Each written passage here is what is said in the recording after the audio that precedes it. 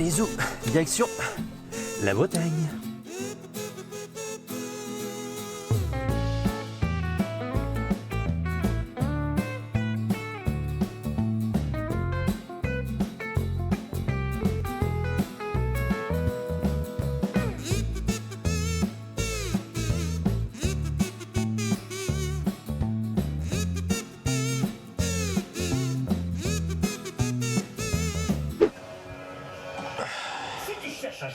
Santé, santé. En fait, on y va à quelle heure ton truc de demain là? J'ai appelé. Ce sera pour 8h. Et on va où? Merde. Tiens, tu veux me passer un mouchoir s'il te plaît? Merci. L'huître. Ce mollusque protégé par une coquille est un mets apprécié de pas mal de personnes dans le monde. Non, je n'en fais clairement pas partie. Mais cela ne m'empêchera pas de parler de celles et ceux qui les cultivent. Je veux bien sûr parler des ostréiculteurs et des ostréicultrices. Mais déjà, d'où vient cette profession? Comment est-elle née? Et pourquoi les huîtres? Et surtout, qui a eu l'idée de les manger la première fois? Ouais, aussi, ouais. Alors ce n'est qu'une supposition, mais apparemment ça commençait déjà à la préhistoire. Ah ouais? Ouais, car il suffisait juste de les ramasser le long des littoraux et il y a une hypothèse comme quoi les premiers ostréiculteurs existaient déjà il y a entre 3000 et 5000 ans, entre la Sibérie et la Corée du Nord, après avoir découvert des coquilles sans mollusques dans des habitations semi-enterrées. Pourquoi ils ont semi-enterré leur maison? C'est pas la question. Pardon. En revanche, nous savons qu'à l'époque romaine et de la Grèce antique, ça en consommait de l'huître. Et pas que de l'huître. Ouais. D'ailleurs, les Romains l'appelaient caliblephares, ce qui signifie belle paupière. Sérieusement? Belle paupière. Oh, et autre fait intéressant, en Grèce, elle était surtout consommée pour son côté aphrodisiaque, paraît-il. Mais aussi parce qu'elles utilisaient les parties plates de la coquille comme bulletin de vote, pour bannir un homme politique de leur cité. C'est de là que vient le terme ostracisme, qui vient de ostrakon, qui signifie coquille. Du coup, l'huître a permis d'ostraciser les gens. Ouais. Jusqu'au 19e siècle, il n'y avait pas vraiment d'ostriculture. Les huîtres étaient de plus en plus prisées, leur commerce s'agrandissait, mais les bancs naturels sur lesquels on ramassait les huîtres ne pouvaient se reconstituer durablement. Jusqu'à ce que Victor Coste, médecin de l'impératrice Eugénie et naturaliste, fut nommé par Napoléon III afin de favoriser la culture des huîtres. Un médecin. Pour des huîtres. Il était aussi naturaliste, hein, donc ça compte. C'est ainsi qu'en 1858 qu'il fit les premiers essais de parcs d'élevage à Arcachon et à la baie de Saint-Brieuc en imaginant un système de collecteurs à base de bois et de tuiles. La cultivation se passe bien. Seulement, ils sont confrontés à un petit problème. Lors de la récolte, les jeunes huîtres sont difficiles à détacher de leur support, et si bien qu'environ un tiers de la récolte part à la poubelle. Pas très écologique tout ça, hein. Pas du tout. Mais c'est sans compter sur l'ingéniosité du docteur Eugène Kemmerer. Il mit au point la technique du cholage qui consiste simplement à enduire des tuiles d'un mélange de chaux et de sable, facilitant ainsi la récolte et c'est toujours pratiqué de nos jours. Plutôt de téméraire, ce monsieur Keller. Ouais, on va dire ça. Mais ne pensez pas que pour devenir ostréiculteur, il suffit juste d'attendre que les huîtres soient prêtes pour leur récolte. Même si ce n'est pas obligatoire, sachez qu'il existe plusieurs formations pour le devenir. Comme par exemple... Le CAP huîtrier. Non. Ah. Le CAP conchyliculture, qui vous enseigne les différentes espèces de coquillages et les techniques de préparation des terrains d'élevage des coquillages. Le bac pro culture marine, qui est un diplôme qui vous apprend diverses compétences pour prendre en charge le développement des différentes espèces de coquillages, comme les techniques liées à la nutrition, à la santé et au développement des mollusques. Et dès la seconde année d'études, vous pouvez choisir entre vous perfectionner en technique de production ou en commercialisation des produits. Il y a aussi le bac pro conduite de production aquacole. Il propose une formation axée sur la production de poissons, de crustacés et de mollusques, ainsi que des techniques d'organisation de reproduction des animaux et d'évaluation de leur état de santé. Il y a aussi le BTSA aquaculture qui est accessible aux titulaires de bac général, technologique et professionnel, mais plus adapté aux titulaires d'un bac pro production aquacole et culture marine. Ça va de soi. Il vous enseigne aussi toutes les compétences nécessaires pour conduire une protection aquacole, mode d'alimentation, cycle de croissance, suivi de l'état sanitaire, etc. Bon, t'as bientôt fini ou quoi? T'inquiète, une dernière chose et après c'est bon. Ok. Si vous justifiez d'une expérience d'au moins 1 an dans le milieu de l'ostréiculture ou dans un domaine similaire, vous pouvez devenir un ostréiculteur ou ostréicultrice par le biais de la formation continue en vous inscrivant au BPAM. Sinon, vous pouvez également tenter le BPREAM qui permet d'obtenir la capacité professionnelle maritime. Et si je veux être formé, je me finance comment moi? Il est possible, grâce à votre compte CPF, de vous faire financer entièrement ou une partie de certaines formations. N'hésitez pas à vous renseigner si vous êtes intéressé. Mais comme vous le savez, ma connaissance seule ne suffit pas. C'est pour ça que j'ai pris contact avec des ostréiculteurs de la cabane Océane.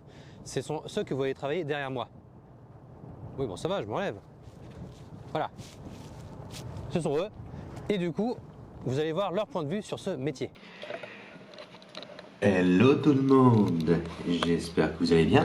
Hop, juste 2 secondes. Voilà. Bon, vous m'allez bien parce qu'avec le contre-jour, ça peut-être... Ouais, non, si ça ira, je pense. Juste pour vous expliquer vite fait, l'interview est en 2 parties. Parce qu'en fait, j'ai fait 2 prises de vue à 2 endroits différents, à 3 mois d'intervalle.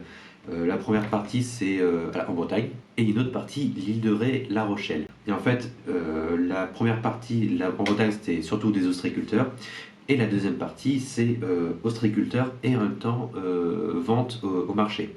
Donc j'ai préféré séparer les deux, voilà, pour éviter que vous soyez perdus. Voilà. Juste pour vous prévenir. Puis voilà, c'est tout. Bonne vidéo.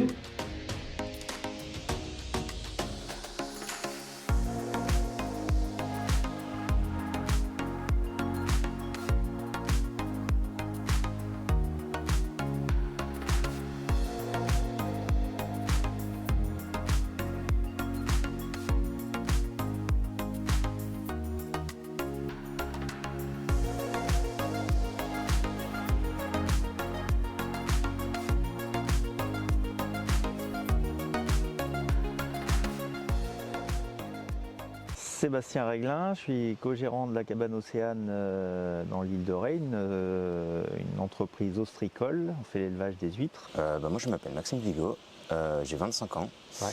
je suis issu d'une formation aquacole. C'est-à-dire?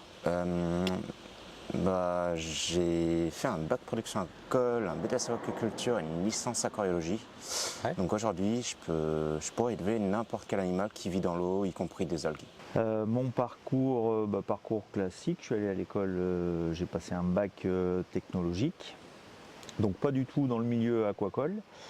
Après j'ai fait un BTS technico-commercial, donc toujours un peu en phase avec ce que j'avais fait auparavant. Et à un moment donné, je me suis dit, voilà, je suis natif de l'île de Ré, j'avais vraiment envie de rester vivre sur l'île de Ré. Et au début, je suis venu dans l'ostréiculture, c'était le moyen de trouver un job sur l'île et de pouvoir m'installer sur l'île à l'année. J'ai commencé à travailler donc chez les parents de ma collègue, avec qui je suis Angélique, avec qui je suis associé. Donc au début c'était un simple job, voilà. Et puis je me suis pris un petit peu au jeu, l'élevage m'a plu, je l'ai découvert. J'ai travaillé 5 ans chez mon patron. Et après voilà, j'ai eu envie donc avec Angélique de monter notre truc à nous. Donc du coup j'ai fait les formations pour pouvoir m'installer et avoir une entreprise ostricole. Et depuis, donc on a créé l'entreprise en fin 99. Elle est restée en sommeil jusqu'au tout début 2000 et depuis le 2 janvier 2000, voilà, on est sur la cabane Océane et ça se passe alors plutôt bien avec des hauts et des bas comme n'importe quel type d'entreprise. Pourquoi l'ostréiculture plutôt qu'autre, du coup? J'aime beaucoup l'ostréiculture parce que le cadre déjà est magnifique. J'aime avoir les pieds dans l'eau et j'aurais pu travailler en aquarium, mais je me suis vite rendu compte que travailler dans le noir enfermé, ça me plaisait pas du tout. Et je préférais avoir un taf peut-être un peu plus physique, mais dans le milieu naturel. Ouais, plus le contact avec la nature. Exactement. Un ostréiculteur, c'est un éleveur. Ouais. C'est quelqu'un qui va élever des huîtres, qui va en produire. C'est un agriculteur.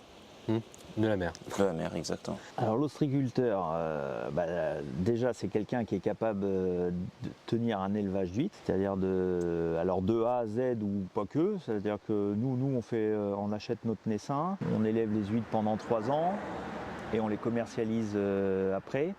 Donc voilà, pour moi l'ostriculteur c'est vraiment toute la phase du métier, c'est-à-dire on démarre au départ donc avec des petites huîtres, ce que vous avez vu aujourd'hui là, on achète des petites huîtres. Donc les huîtres que vous avez vues aujourd'hui, elles ont déjà 1 an, ça fait déjà 1 an qu'elles sont sur nos parcs en élevage. On va les élever pendant 3 ou 4 ans. Et après, à l'issue, faut les commercialiser. Donc nous, c'est ce qu'on essaie de faire aussi. C'est ce qu'on a en fait depuis 2000. Les phases de notre métier, je dirais que les 10 premières années, elles ont été consacrées essentiellement à développer l'élevage, trouver les parcs, comme vous avez vu à la Marée, les parcs qui sont un petit peu dispersés, donc trouver les parcs qui vont bien pour pouvoir mener les 3-4 ans d'élevage correctement, donc entre l'île de Ré et la baie de Paimpol. Pour faire ce métier, je pense qu'il faut, comme n'importe quel métier, il faut vraiment l'aimer. Donc nous, moi je sais que j'aime particulièrement l'élevage, c'est ce qui m'anime tous les jours. Mais par contre, j'aime aussi aller communiquer aussi sur ce métier. Et c'est le meilleur moyen d'aller communiquer sur ce métier, c'est d'aller rencontrer les consommateurs, pour échanger avec eux, pour les conseiller. Et là, on a vraiment la sensation que la boucle est bouclée. C'est-à-dire qu'on a élevé les huîtres pendant toute la période d'élevage, et on les a commercialisées. Et les gens qui viennent les acheter chez nous, hop, ils les emmènent et ils les mangent. Pour cultiver les huîtres, en fait, ça se passe comment exactement? Les huîtres, on va déjà les capter sur des supports. Nous, on ne fait pas ça ici.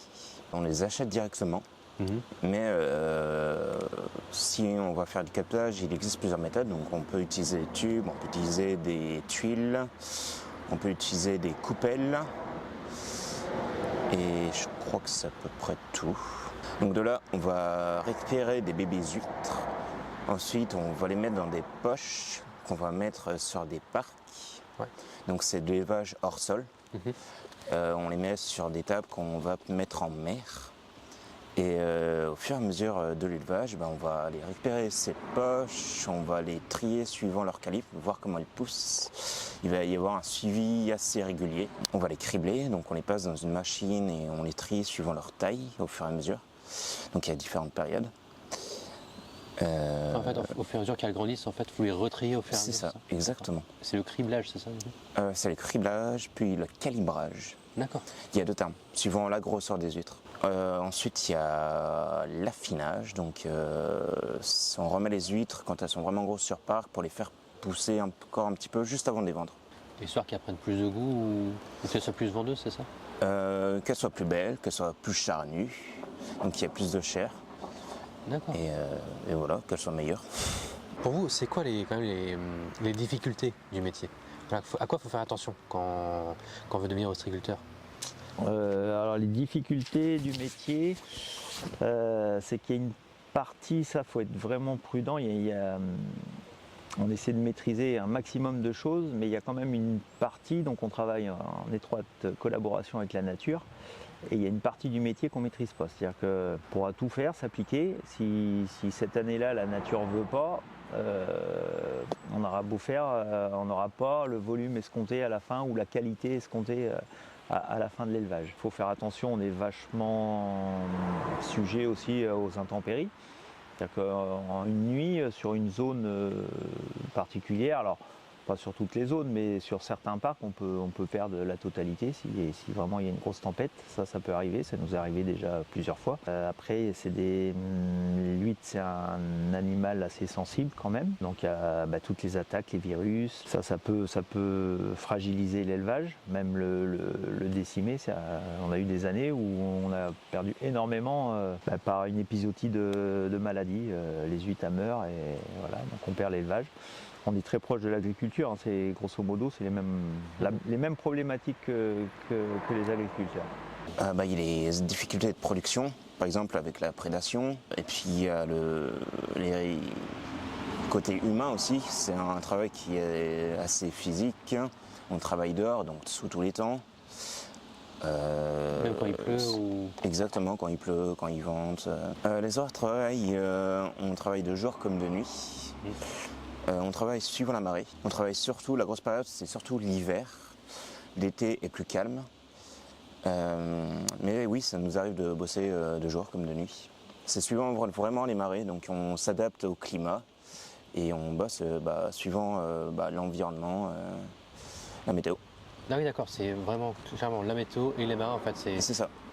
S'il n'y a pas de marée, en fait, on ne peut pas avancer en fait, dans la production. Non, du tout. Tu as peut-être des conseils à donner pour ceux qui sont intéressés par ce métier, justement? On va chercher surtout une personne pas forcément physique, mais surtout ponctuelles. Tout type de personnes, des femmes comme des hommes. Il ne faut pas forcément passer par une formation. Moi, je l'ai fait pour les connaissances, mais ce n'était pas mon but premier. Et tout le monde peut être amené à pouvoir travailler en ostréiculture. Un conseil? Ouais. Le premier conseil, c'est que s'ils ont envie, il faut y aller. Il n'y a pas de secret.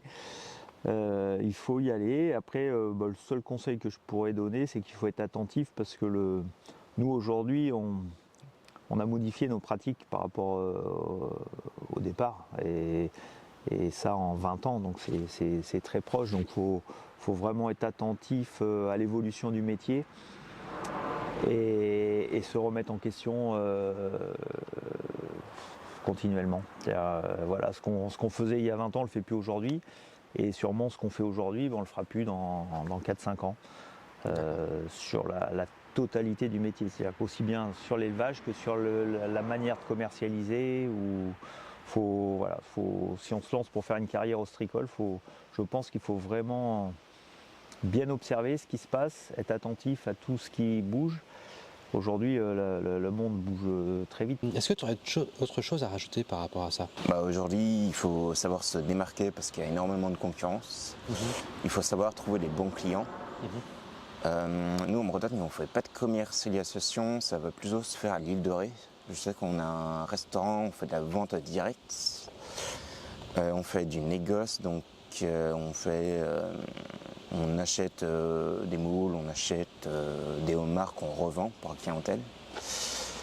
Et c'est ça, savoir se démarquer, savoir vendre potentiellement peut-être à l'étranger, parce que je sais qu'il y a pas mal de concurrence aussi. Surtout au Japon, puisque les huîtres creuses qu'on élève aujourd'hui viennent du Japon. D'accord. Avant, elles venaient du Portugal, mais on a eu tellement de maladies, de problèmes avec, on est passé sur de la japonaise d'aujourd'hui. D'accord. Qui tiennent mieux dans le temps, c'est ça? C'est ça exactement, qu'on arrive mieux à élever, qui sont plus résistants. Non, alors après en ce moment, voilà, on subit une crise entre guillemets. On a eu des méventes l'année dernière, mais bon, ça s'est toujours fait. Hein. C'est cyclique l'ostréiculture. Il y a des bonnes années, des moins bonnes. Donc voilà, ça fait partie des choses que je disais auparavant. Il faut être attentif et puis. Il faut s'adapter en fait. Et s'adapter, voilà. Donc moi je m'appelle Sandrine, je travaille pour la cabane Océane depuis bientôt 8 ans. Je faisais un travail complètement différent et puis du jour au lendemain, une petite envie de changer. Je me suis retrouvée ici un peu par hasard. Au départ, c'était juste pour un dépannage pour une amie, pour travailler un week-end. Et puis finalement, de fil en aiguille, je suis restée. On m'a proposé un contrat, ça m'a beaucoup plu. Et puis, ça fait 7 ans, enfin bientôt 8 ans que je suis là. Et qu'est-ce qui t'a vraiment donné le déclic en fait? Le contact avec les clients. J'aime énormément ça. J'ai aussi eu la possibilité d'être très libre de mon propre travail, c'est-à-dire que j'ai des patrons qui sont très confiants envers nous, qui nous laissent beaucoup de possibilités, qui nous laissent un peu libre choix. Donc on se sent à l'aise, on développe notre propre clientèle, ça fait plaisir, on est plus en confiance. Après tout dépend, voilà, je sais qui on est, mais moi pour le coup je me suis sentie très à l'aise, c'est-à-dire que c'est mon banc. D'accord, parce que tu faisais quoi avant? J'étais éducateur canin. Et je travaillais dans une... Pas du tout. Alors c'est une autre sorte d'animaux, mais ceux-là font un peu moins de bruit pour le coup. Là on les voit pas pareil. Non. Et pourquoi ça ne dérange pas trop de travailler juste pour les huîtres, ce genre de choses? C'est marcher peut-être légumes ou ce genre de choses, ça devrait peut-être plus. Alors en fait, pas spécialement. Alors sincèrement, quand je suis arrivée ici et que je me suis mise à travailler dans les huîtres, je n'en mangeais même pas. Je ne connaissais pas du tout le produit. J'ai vraiment tout appris dans la première année, j'ai appris sur le tas. Ça a vraiment été le côté autodidacte où on apprend au fur et à mesure. Mais je pars du principe que en fait, quand on vend un produit qui est beau, qui est propre et qu'on est fier du produit qu'on est en train de vendre, peu importe ce qu'on va vendre, on va le faire avec plaisir. Certes, je serais tombée dans une entreprise où le produit m'aurait pas convenu, où j'aurais pas été à l'aise face à mes clients parce qu'il aurait fallu peut-être baratiner comme certains peuvent faire ou tomber sur des produits qui pour ma part ne sont pas valeureux ou sont insipides. J'aurais pas pu. Mais là, c'est vrai que les produits sont très beaux, sont très bons. Ça vient vraiment d'une production. On est sur un vrai métier aussi qui est assez intéressant. Donc du coup, c'est ça qui m'a plu aussi. On voit vraiment les huîtres sur nos bancs comme ça, c'est assez facile, sauf qu'on n'imagine pas en fait le départ du naissin jusqu'à la production de l'huître, tout le travail qu'il y a derrière. C'est quand même un sacré boulot. Et derrière, c'est toujours un plaisir quand on les ouvre de voir le résultat de la production, de ce que ça a donné. Et une fois qu'on la mange, c'est exceptionnel. Tu as été voir du coup justement le méthode de production, tu as été un peu... J'ai pas eu l'occasion de tout faire. J'ai un petit problème en mer. Donc quand il faut prendre le bateau, c'est pas trop ça. Mais j'ai posé énormément de questions, je me suis beaucoup renseignée, je vais souvent à la production, je regarde aussi quand elles arrivent, le côté nettoyage, quand elles passent à la calibreuse, etc. Voir les différents métiers qu'il y a. J'ai fait un peu, je suis allée aider à l'emballage aussi pour voir comment ça se passe tous les matins, comment essayer de pouvoir expliquer au maximum aux clients aussi qui s'intéressent ou qui nous posent des questions, de pouvoir leur répondre le plus justement possible aussi. Parce qu'on n'est pas que vendeuse non plus, il faut pouvoir aussi répondre à certaines questions et certaines attentes des clients. Donc il faut s'intéresser un minimum, oui quand même. C'est des métiers qui se perdent, enfin, qui sont tellement physiques que ça manque. Enfin, j'apprécie énormément les métiers comme ça, où ça bosse énormément et où il y a vraiment un travail reconnu derrière. Comme, pour moi, c'est un peu comme de tous les artisans en fait. C'est vraiment un boulot qui se mérite d'être reconnu. Il y a énormément de travail avant de sortir une huître quand même. Il y a 3 ans un minimum de travail, donc c'est quand même énorme quoi. C'est pas une histoire d'achat-revente. On achète un produit, on le revend dans une boutique. Il y a quand même un sacré boulot derrière que je trouve très intéressant. Je suis moins fan de la mer certes, mais la mer nous offre énormément de belles choses, donc il faut en profiter pendant qu'elle nous en donne encore. Bonjour, quelles sont les difficultés de ce métier que tu fais? Le métier le plus difficile, c'est que on travaille beaucoup, très tôt le matin, puisque ce sont des marchés du matin. Le climat, qui va être un peu difficile, surtout l'hiver, hein, quand on fait des matinées où on ne dépasse pas les 1 ou 2 degrés, ça peut être très dur et très long. L'été, quand il fait très chaud. Mais on a toujours le client qui est là quand même pour nous remercier, pour nous donner un peu de bonne humeur. Il y a quand même toujours ce retour, ce qui fait que c'est pour ça qu'on arrive à rester. Mais le plus difficile aussi, c'est de se dire que on n'a pas de vacances spécialement d'été et on n'a pas de Noël. Pour ma part, qui est avec un remariage, on a 4 enfants.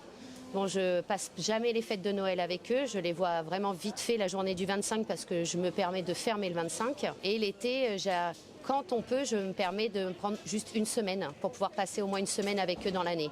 Mais sinon, c'est très compliqué. Nous, nos périodes où on travaille le plus, c'est pendant les vacances scolaires. Donc à partir de ce moment-là, on n'est pas présent pour nos enfants. On travaille tous les week-ends, hein. C'est le samedi et le dimanche aussi, c'est là que ça travaille le plus, où les gens, pour le coup, ne travaillent pas, donc viennent nous voir. Il faut savoir travailler en décalé des gens, ouais. Et pas être en même temps que tout le monde. Moi, j'aime bien avoir ma tranquillité, donc j'avoue qu'après moi, quand je prends mes vacances, pour le coup, je vais avoir du temps pour moi, je ne suis pas dans la foule de l'été, etc. C'est ma façon de vivre, je pense que je ne suis pas, enfin, c'est pas que je pense, c'est que je ne suis pas la seule. Il y a beaucoup de gens qui travaillent le week-end et il en faut. Et c'est un plaisir de voir nos clients tous les week-ends et de passer du temps avec eux, et de discuter. On rencontre beaucoup de gens, moi j'aime bien. Est-ce que tu as des conseils pour ceux qui souhaiteraient peut-être travailler dans les marchés? Mais à partir du moment où on a un besoin de contact physique, qu'on aime bien dialoguer, il faut aimer les gens. Il faut vraiment aimer les gens parce qu'attention, on a de tout, hein. Les gens ne sont pas toujours faciles. On a des gens avec des forts caractères, des gens désagréables. Alors après, au fur et à mesure des années, on fait notre propre clientèle. C'est-à-dire qu'il y a une époque où on disait le client il est roi. Aujourd'hui, on n'en est plus là. C'est-à-dire qu'on attire la clientèle qu'on veut. C'est-à-dire qu'en fonction de ce qu'on va donner à la personne, on va avoir en retour. Donc le plus difficile, c'est l'été parce que c'est des vacanciers, c'est des gens qu'on ne connaît pas. On peut avoir des gens assez difficiles. On a beaucoup d'étrangers aussi qui ne sont pas évidents. Mais à partir du moment où on aime les gens et qu'on a envie de faire plaisir, les marchés, c'est le top. Il y a des gens qui se permettent, qui arrivent où tout leur est dû, qui nous prennent un petit peu pour... j'arrive, je veux ça, c'est même pas bonjour. Moi, par exemple, quand quelqu'un arrive, 2 douzaines. Bonjour. 2 douzaines. Bonjour. Tant que je n'ai pas un bonjour, je ne servirai pas. Et si ça ne lui convient pas, il va se servir ailleurs. Je pense qu'aujourd'hui, on peut aussi se le permettre dans le sens où le respect il est pour tout le monde et que c'est du donnant-donnant. Mais à partir du moment où on aime les gens et qu'on a envie de donner, on a un retour automatique derrière par les gens. Et les gens ont besoin de ça aussi. Parce qu'aujourd'hui, on se retrouve dans une conjoncture qui est compliquée et tout le monde a le visage un petit peu fermé, c'est un petit peu, et quand ils arrivent au marché, il y a ce côté très convivial quand même qui est très plaisant avec son petit commerçant. Ils ont l'impression d'être un peu uniques aussi parce qu'à force on les connaît, donc on voit quand ils vont bien ou pas bien. On partage pas mal de choses avec eux et du coup ils se sentent, voilà, on a beaucoup de personnes âgées qui s'ils n'ont pas leur petit marché du week-end, ils sortent pas, ils voient pas grand monde. Parfois certains n'ont pas de famille, donc il y a ce petit truc en plus. Qui est présent, ouais. Je dirais pas que j'ai quelque chose à ajouter, je dirais juste que si on veut que tous ces métiers-là difficiles comme marin-pêcheur, etc., il faudrait vraiment que les gens se donnent la peine d'aller voir jusqu'au bout de d'où sortent ces petits cailloux et de voir la production et l'effort demandé pour pouvoir manger sa douzaine d'huîtres. Parce qu'on va avoir des gens qui arrivent et puis qui vont nous dire « Oh, bah c'est cher », mais qui ne se rendent pas compte qu'en fait, il y a quand même un très très gros travail derrière, qu'il y a des gens, même à cette température-là, qui s'en vont à la marée, qui s'en vont dans l'eau, qui vont retourner des tonnes et des tonnes d'huîtres à la main. Et puis c'est un super beau métier, quoi. Enfin, moi, je trouve ça très très beau. Donc oui, je dirais aux gens d'être des fois... avant de dire quelque chose, d'être un petit peu plus curieux et d'aller voir un petit peu plus loin avant de juger ou de s'imaginer que ce n'est qu'un simple caillou dans une caisse en plastique, tout simplement. Merci à la cabane Océane de m'avoir permis de réaliser cette vidéo et de pouvoir tourner dans cet endroit incroyable. Vous pouvez retrouver tous leurs liens en description. Merci également à Joe de m'avoir aidé pour le cadrage. T'as un intérêt de me remercier, ouais. Ouais, bah c'est fait du coup. Ah ouais, c'est vrai, merci. De rien. Et non, lui, il n'y a pas de lien en description. Eh merde. Comme d'habitude, n'hésitez pas à vous abonner, à liker, partager la vidéo et d'activer la petite cloche. J'espère que vous avez apprécié cette vidéo. S'il y a un métier qui vous intéresse, n'hésitez pas à le dire en commentaire. Sur ce, je vous dis à la prochaine pour un nouveau métier et surtout, restez curieux.